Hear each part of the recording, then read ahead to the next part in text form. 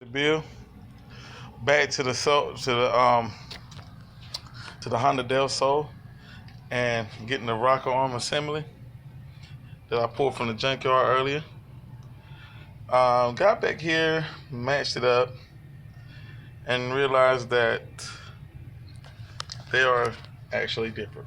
So, with that said, I must take this one off, take it back, match them, and get the right one for the right year model. So that's what happens.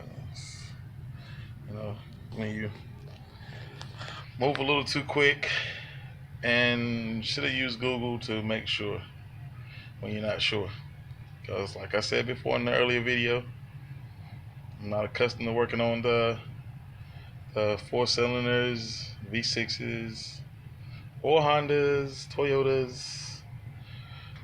Strictly Chevrolet, man. So, you gotta learn. That was my mistake. So, you know, anyone, any ideas, comments, I'm just going about it. I'm new to this. So as I learn, we learn. Let's do it together. Got a couple more projects out here. Got to get my race truck going. It's been a little bit. I've been neglecting it, getting on it, but got to get back to it.